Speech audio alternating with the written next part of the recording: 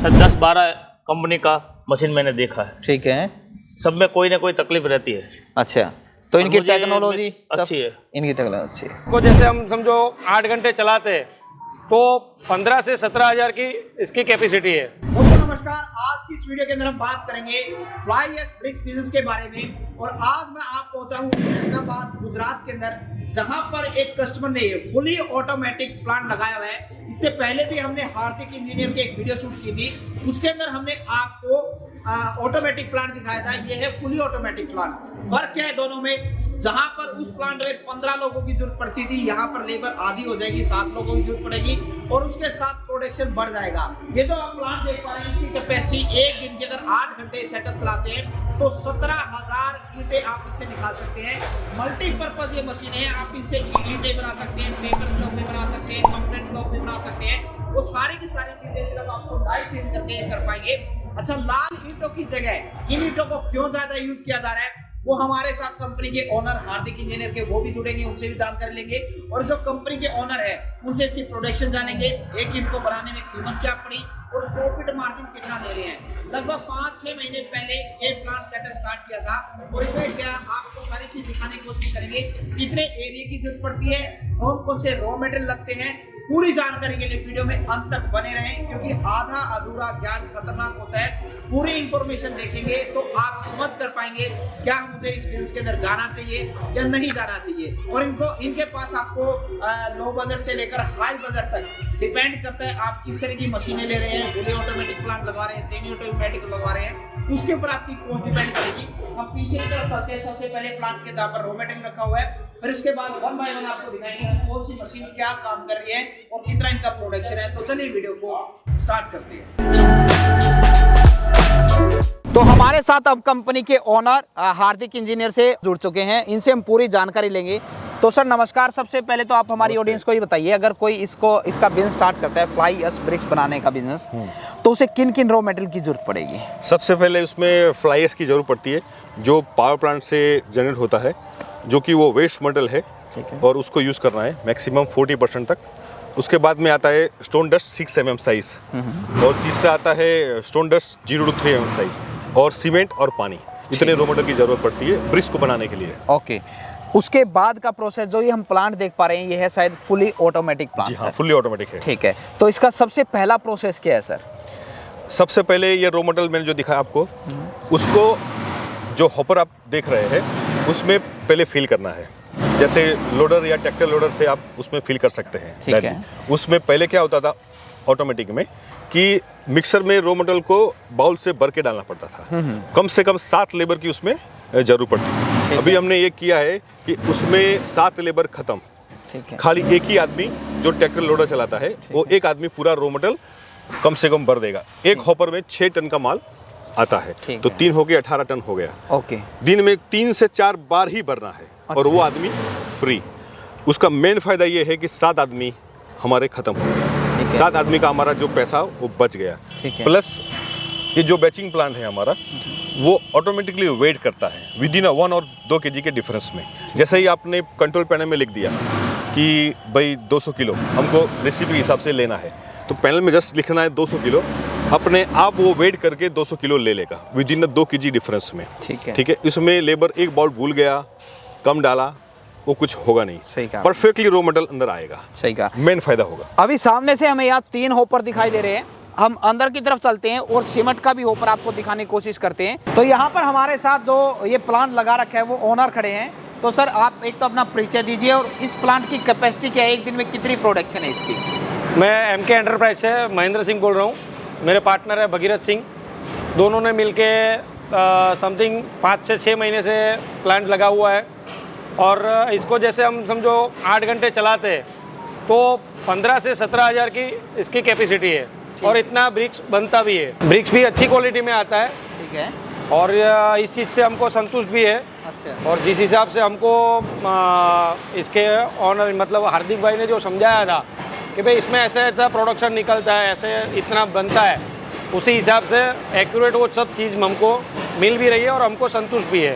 Okay sir हम raw material का process देखने से पहले पहला स्टेप क्या है और एंड का स्टेप क्या है, उससे पहले मैं जानना चाहूंगा फ्लाई एश ब्रिक्स की तरफ लोगों का रुझान ज्यादा क्यों हो रहा है? लाल ईंटें भी तो चल रही हैं, तो क्या फर्क है दोनों में? लाल ईंट में अभी पॉल्यूशन बहुत हो रहा है, ईंटा बनाने के लिए मिट्टी मिल नहीं रही है, कोयला भी बहुत महंगा हो गया है इसकी वजह से।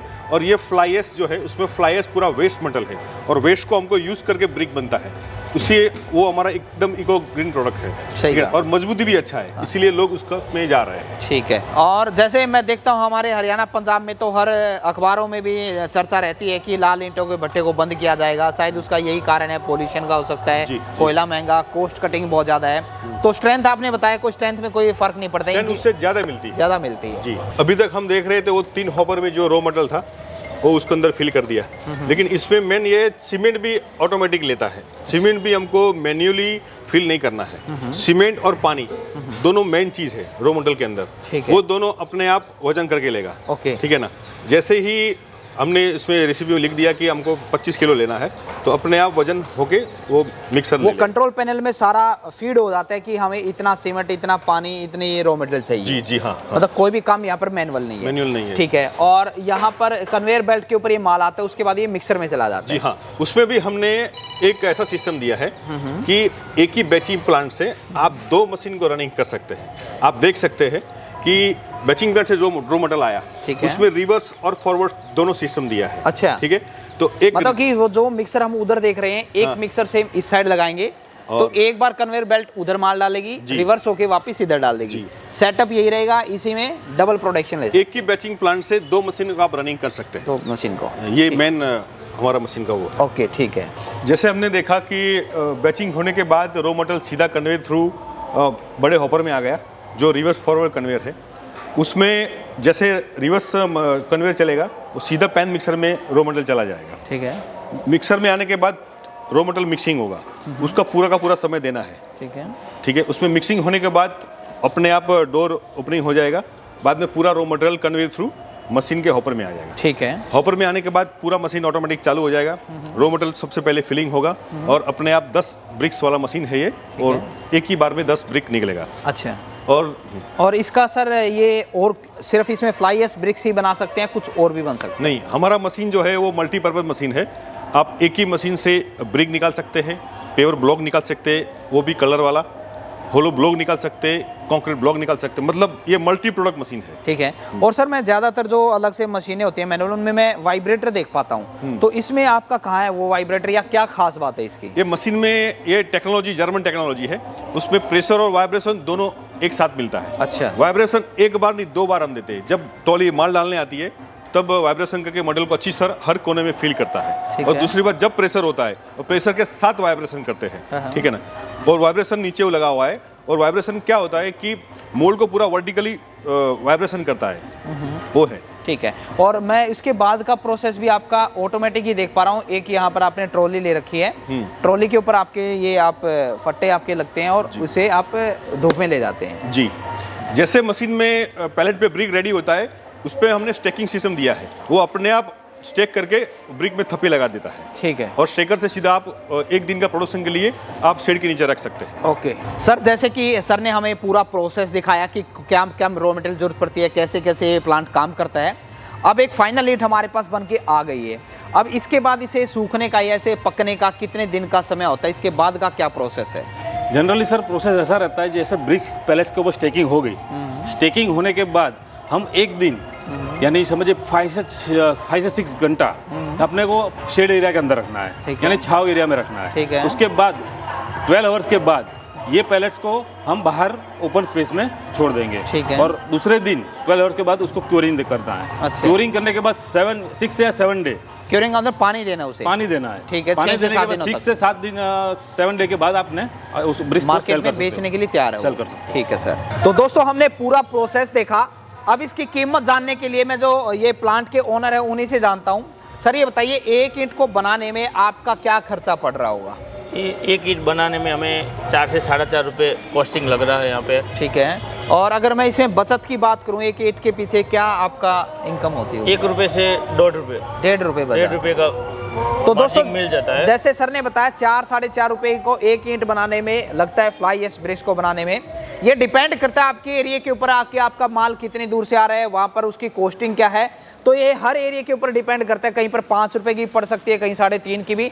और मार्जिन ये बता रहे एक ईंट के साथ 1 से 1.5 रुपए एक ईंट के साथ बचता है। तो सर आपने जो ये फुली ऑटोमेटिक प्लांट लगा रखा है, अगर मैं बात करूँ, मान लीजिए आप 8 से 10 घंटे इस प्लांट को चलाते हैं, तो एक दिन में कितने ईंटें बना लेते हैं आप? 8 से 10 घंटा में 15,000 से 17,000 ईंटें हम बना लेते हैं। एक दिन में बना लेते हैं। ठीक है। और इसकी डिमांड आपके अहमदाबाद के आसपास ही सप्लाई कर रहे हैं आप? हाँ, ये हम अहमदाबाद के 35-40 किलोमीटर के अंतर में ही। मतलब यहाँ लाल ईंटें नहीं चलती, अब इनकी जगह ये क्रेज हो गया है। लाल ईंटें से ज़्यादा ये ईंटें चलती है। अच्छा, क्योंकि लाल ईंट में अभी प्रदूषण के हिसाब से सरकार ने उस पर बैन लगाना शुरू कर दिया है। ठीक है। और उसमें जो लाल ईंटें में खार आता है, इसमें वो नहीं आता है। सही है, नूनी बोलते हैं उसको लगभग। हाँ, वो इसमें नहीं आता है, वो इसमें नहीं आता है। ठीक है। सर मेरा आखिरी क्वेश्चन आपसे, जो आपने प्लांट लगाया जिस कंपनी से, हार्दिक इंजीनियरिंग से, तो आप उसके बारे में क्या कहना चाहेंगे? क्योंकि 5-6 महीने के अंदर हमें पता चल जाता है मशीनों में क्या दिक्कत है या क्या सर्विस में इशू आ रहा है, उसके बारे में क्या कहना चाहेंगे? नहीं, हार्दिक इंजीनियरिंग की सर्विस तो बहुत अच्छी है। और मैं 12 महीने से पहले प्लांट लगाना चाहता था, और मैं सभी जगह पे घूमा हूँ। सब शायद 10-12 कंपनी का मशीन मैंने देखा है। ठीक है। सब में कोई ना कोई तकलीफ रहती है। अच्छा, तो इनकी मुझे टेक्नोलॉजी अच्छी है। इनकी टेक्नोलॉजी अच्छी है। तो सर अगर कोई इस प्लांट को लगाना चाहे, इस बिजनेस को स्टार्ट करना चाहे, तो क्या मेरा मानना क्या है कि कितनी कीमत लग जाएगी? ये प्लांट की कॉस्टिंग है, कितने से शुरू होकर कहाँ तक जाती होगी? इसमें मॉडल वाइज अलग अलग प्राइस है। हमने 6 मॉडल बनाए हैं, ठीक है ना। मतलब मान के चलिए 18.5 लाख से लेकर 65 लाख तक अलग अलग मॉडल है। जैसा आपका प्रोडक्शन वैसी मशीन। ठीक है। तो इतनी कॉस्टिंग अगर कोई कस्टमर करता है, क्या फ्यूचर देखता है इस चीज़ के अंदर? आप क्या कहना चाहेंगे इसके बारे में? इसमें क्या है कि अभी तक जो रेड ब्रिक्स चल रही थी, रेड ब्रिक्स में अभी रेड ब्रिक्स का प्राइस भी बहुत ज़्यादा हो गया है अभी, क्योंकि जो हमारा कोयला है वो महंगा हो गया है। प्लस उससे पॉल्यूशन बहुत होता है। ऊपर की जो लेयर है मिट्टी की, वो अभी ख़त्म हो गई है, मिट्टी मिल नहीं रही। इसी वजह से जो हमारा रेड ब्रिक्स है वो महंगा हो गया है, और पॉल्यूशन का भी प्रॉब्लम है। और ये फ्लाई एश ब्रिक पूरा इको फ्रेंडली है, ठीक है ना, इसीलिए लोग, और मजबूती उससे ज़्यादा है, इसीलिए इसका भी ट्रेंड चला है। तो सर अगर कोई इस प्लांट को लगाना चाहे, तो एक बार आप अपनी कंपनी का नाम, फ़ोन नंबर, एड्रेस बता दीजिए। हाँ, जो डिटेल में डिस्क्रिप्शन में दिया है उसमें मेरा नाम, ईमेल आईडी सब कुछ है, उसमें आप डायरेक्टली कांटेक्ट कर सकते हैं। उसमें पूरा डिटेल कोटेशन आपको मिल जाएगा। ओके। तो दोस्तों इस वीडियो के अंदर हमने आपको हर एक चीज़ बताने की कोशिश की है। आपने एरिया भी देखा होगा, कितने एरिया की जरूरत पड़ेगी, क्या क्या मशीनें लगती है, और ज़्यादा जानकारी अगर आपको चाहिए, इस बिजनेस में एंटर करना चाहते हैं, तो स्क्रीन के ऊपर आपको कंपनी का नाम, फ़ोन नंबर, एड्रेस, पूरी जानकारी आपको दी जा रही है। आप इनसे कांटेक्ट कर सकते हैं, विजिट कर सकते हैं, आपको पूरी इन्फॉर्मेशन देखने को मिल जाएगी। मिलते हैं किसी नए वीडियो में नई जानकारी के साथ। और एक बार फिर से आपको बोलना चाहूँगा, ज़िंदगी में आप कुछ ना कुछ सीखते रहें, क्योंकि सीखना बंद तो जीतना बंद। जय हिंद, जय भारत।